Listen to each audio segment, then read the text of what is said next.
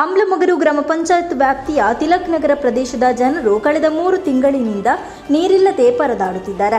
ಈ ಬಗ್ಗೆ ನಿವಾಸಿಗಳು ಹಲವಾರು ಬಾರಿ ಗ್ರಾಮ ಪಂಚಾಯತಿಗೆ ಮನವಿ ಮಾಡಿದ್ರೂ ಅಧಿಕಾರಿಗಳು ಈವರೆಗೂ ನೀರಿನ ಸಮಸ್ಯೆಯನ್ನು ಬಗೆಹರಿಸಿಲ್ಲ. 100 ರೂಪಾಯಿ ಇದ್ದ ನೀರಿನ ದರವನ್ನು 150ಕ್ಕೆ ಏರಿಕೆ ಮಾಡಿದ್ದಾರೆ. ದರ ಏರಿಕೆ ಮಾಡಿದ್ರೂ ಕೂಡ ಗ್ರಾಮ ಪಂಚಾಯತ್ ನೀರು ಪೂರೈಕೆ ಮಾಡುತ್ತಿರಲಿಲ್ಲ. ಈ ಬಗ್ಗೆ ಆಕ್ರೋಶಗೊಂಡ ತಿಲಕ್ ನಗರ ನಿವಾಸಿಗಳು ಇಂದು ದೊಡ್ಡ ಸಂಖ್ಯೆಯಲ್ಲಿ ಮೆರವಣಿಗೆ ನಡೆಸಿ ಗ್ರಾಮ ಪಂಚಾಯತಿಗೆ ಮುತ್ತಿಗೆ ಹಾಕಿದ್ರು. ಈವರೆಗೆ ಪಂಚಾಯಿತಿ ಅಭಿವೃದ್ಧಿ ಅಧಿಕಾರಿ ಪೊಳ್ಳು ಭರವಸೆಯನ್ನ ನೀಡುತ್ತಾ ಬಂದಿದ್ದಾರೆ.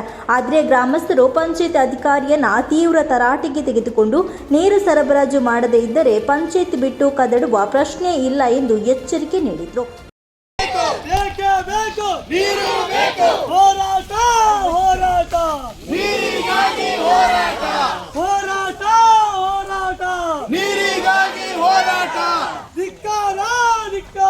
ನೀರುಗಳ ಪಂಚಾಯತಿಗೆ ಧಿಕ್ಕಾರ.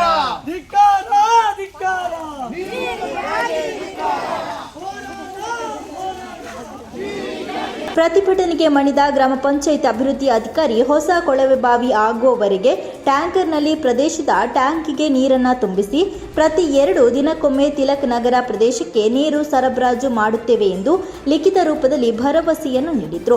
ಗ್ರಾಮಸ್ಥರು ಈ ಭರವಸೆ ಈಡೇರಿಸದಿದ್ದರೆ ಮುಂದಿನ ದಿನಗಳಲ್ಲಿ ತೀವ್ರ ರೀತಿಯ ಹೋರಾಟ ಮಾಡುವುದಾಗಿ ಎಚ್ಚರಿಕೆಯನ್ನು ನೀಡಿದ್ದಾರೆ.